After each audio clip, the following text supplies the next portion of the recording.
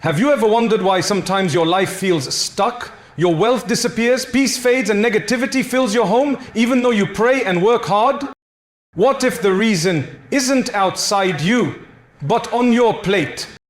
In this powerful Islamic reminder, Mufti Menk reveals the shocking truth about certain foods that can attract evil, block barakah, and even invite poverty into your life.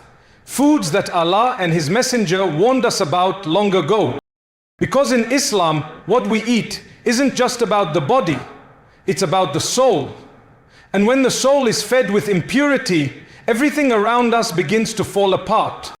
Stay till the end. This video could open your eyes to a truth that may change your health, your peace, and your destiny. In Islam, what we eat is far more than just physical nourishment. It is spiritual fuel that shapes our heart, our character, and our connection with Allah.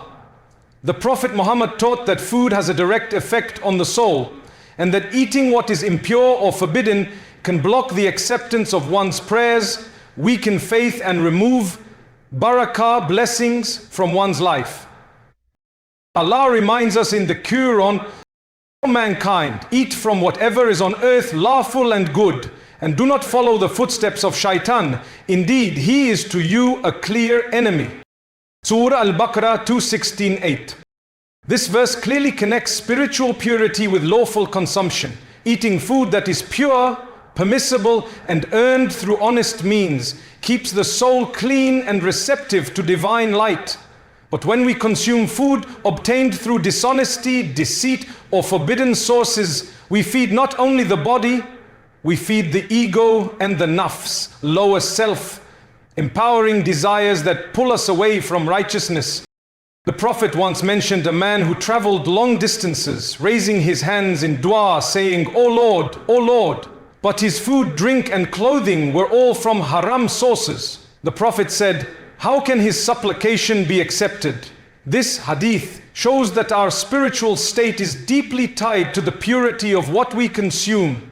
Even a single meal earned through haram means can cloud the heart and block divine mercy. Food also affects our emotional and mental clarity. When our diet is based on greed, extravagance, or carelessness, we begin to feel restless and disconnected from Allah. Conversely, when we eat with gratitude, humility, and moderation, as the Prophet did, our hearts become lighter, our thoughts clearer, and our faith stronger. Mufti Menk often reminds us that it's not just about what is on your plate, but how it got there. Eating food that comes from unethical sources, whether it's through deceitful business or exploitation, contaminates the blessings that food is supposed to bring. It might fill the stomach, but it empties the soul. In Islam, even the intention while eating carries weight. Saying Bismillah before eating is not just a ritual. It's an act that guards your meal from the influence of shaitan. The Prophet taught that if one forgets to say Allah's name before eating, shaitan partakes in that food. The spiritual impact of food is also tied to gratitude and moderation. Overeating or wasting food hardens the heart and breeds ingratitude. The Prophet said, "The son of Adam does not fill any vessel worse than his stomach." Eating with mindfulness, gratitude, and restraint is a way of honoring the blessings Allah provides. When your food is halal, your income pure, and your heart thankful, your soul becomes receptive to divine mercy. So before you take your next bite, ask yourself, is this food bringing me closer to Allah or pulling me away? Because what you consume today shapes the purity of your heart tomorrow. In Islam, food is not just a physical necessity, it is a means of worship and a reflection of one's obedience to Allah. What we consume directly affects not only our health, but our spiritual purity and our relationship with the Creator. Allah has made clear distinctions in the Quran between what is halal, lawful, and haram, forbidden, and warned us of the consequences of neglecting these boundaries. Allah says in the Quran, "O you who have believed, eat from the good things which we have provided for you, and be grateful to Allah if it is indeed Him that you worship." Surah Al-Baqarah 2:17-2. This verse shows that gratefulness and worship are tied to eating what is pure. When a person knowingly consumes haram or unclean food, even in small amounts, it affects the spiritual light of the heart, reduces barakah, and distances one from Allah's mercy. Among the foods that Allah and His Messenger have warned against are pork and its derivatives, which are explicitly haram in Islam. Blood, which symbolizes impurity. Animals not slaughtered in the name of Allah because their consumption represents disobedience and heedlessness. Intoxicants, which destroy clarity of mind and distance one from prayer. The Prophet said, when Allah forbids a thing, He also forbids its price. This means that not only is the consumption of haram food sinful, but earning from its trade or sale is equally forbidden. Such earnings bring spiritual harm and remove Allah's blessings from one's wealth, often resulting in emotional emptiness or even financial instability, what people perceive as poverty or bad luck. Mufti Menk often reminds believers that haram consumption invites evil because it opens the heart to the influence of shaitan. The shaitan thrives in impurity, whether it's in food, earnings, or intention. When you eat what Allah has prohibited, you unknowingly invite spiritual darkness into your life. You may still smile, work, and live outwardly, but the inner peace slowly fades away. In contrast, halal and clean foods purify the heart. They nourish not just the body but the soul. The Prophet emphasized moderation and purity, teaching that halal food brings barakah, strengthens faith, and helps prayers reach Allah. He also said that a person who eats from pure sources has their dua answered swiftly, while one who consumes haram faces spiritual blockage. Haram foods are not always obvious. Sometimes they come in hidden forms, such as ingredients mixed with doubtful elements, or food prepared through unethical means. A believer must be vigilant, reading labels, asking questions, and seeking halal sources. This caution is not fanaticism, it is faith in action, a reflection of true devotion to Allah's command. When you avoid what Allah forbids, you invite His protection. The angels surround those who strive for purity, while shaitan flees from their company. Clean food leads to clean thoughts, a clean heart, and a clean soul. So remember, what you put on your plate can either feed your faith or your downfall. Choose what pleases Allah, and He will fill your life with light, sustenance, and unseen blessings. In Islam, the concept of barakah, blessing, is far deeper than mere material wealth or visible prosperity. Barakah is the divine increase, peace, and contentment that Allah places in one's life. A hidden goodness that makes little feel like much, and ordinary efforts yield extraordinary results. One of the most powerful ways to invite barakah into your life is through halal, lawful earnings. Allah reminds us in the Quran, O you who have believed, do not consume one another's wealth unjustly, but only communify business by mutual consent. Surah An-Nisa 429. This verse makes it clear that the purity of our income is a spiritual matter, not just an ethical one. What we earn and how we earn it directly impacts our relationship with Allah, our families, and our hearts. Halal income nourishes both body and soul, while haram income poisons both, even if it seems abundant at first. When a person earns through honesty, fairness, and hard work, Allah places unseen blessings in that wealth.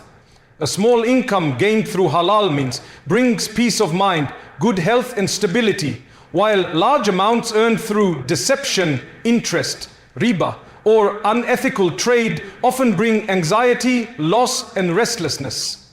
The Prophet said, "The flesh nourished by haram will not enter paradise. The fire is more deserving of it." Tamiri. This powerful reminder shows that our sustenance is not only about survival, it's about spiritual accountability. Even a morsel of haram food purchased with impure income can block our du'as, weaken our faith, and remove the sweetness of ibadah, worship. Mufti Menk beautifully explains that true success is not measured by the size of your bank account, but by the purity of your income. He often says, if your money is clean, your sleep is peaceful. The tranquility that comes from halal earnings cannot be bought. It is a divine gift that fills the home with harmony and the heart with gratitude. Conversely, haram earnings, whether from deceit, bribery, gambling, interest or exploitation, destroy barakah. The money might seem to grow, but the happiness within the home fades. Families argue more, unexpected expenses arise, and contentment disappears. This is not coincidence. It's the spiritual law of Allah in action. The Prophet also taught that charity given from halal income multiplies in reward, while charity from haram sources carries no value. Allah accepts only what is pure, both in worship and in wealth. So even when we give in the name of goodness, the foundation must be clean. Earning halal is not only an economic act, it's a form of worship.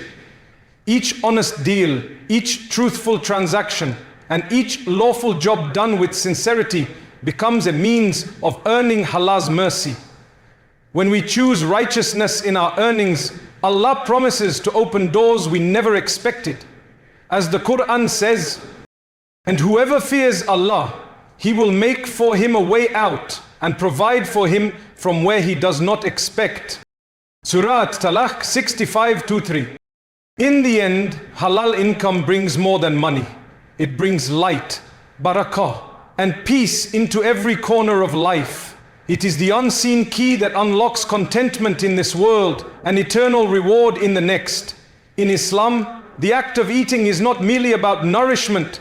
It is an act of worship that can either bring us closer to Allah or distance us from His mercy. The food we choose, how we prepare it, and even our intentions while eating are deeply spiritual acts that influence the purity of our hearts. When we purify our diet and consume only what is halal, law, and taib, pure, we open the doors to Allah's mercy, barakah, blessings, and spiritual clarity.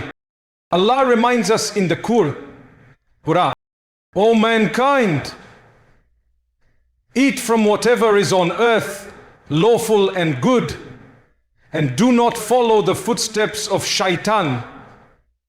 Indeed, he is to you a clear enemy.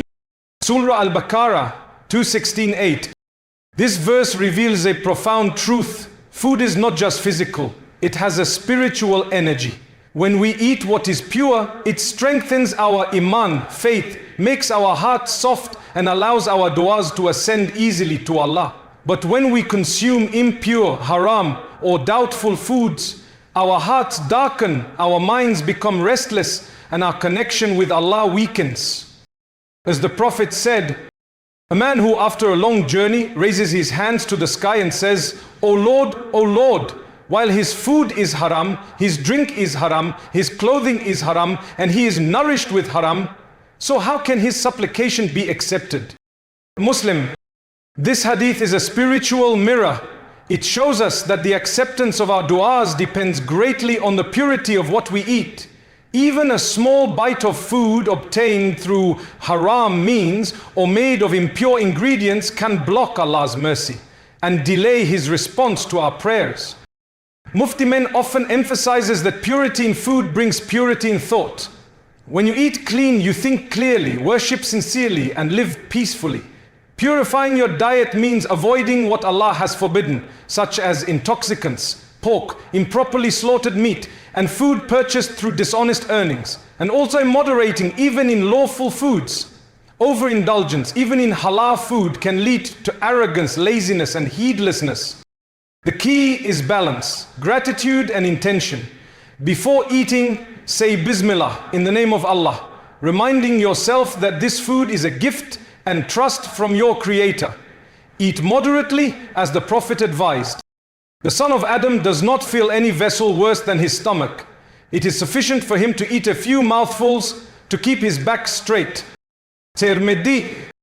Eating with gratitude purifies the soul. Sharing food with others, especially the needy, multiplies blessings. When we feed others from what is halal and pure, Allah increases our sustenance and fills our homes with mercy. Purifying your diet is not just about avoiding haram. It's about inviting Allah into your daily life. Every meal becomes a reminder of His generosity. Every sip a reflection of His mercy.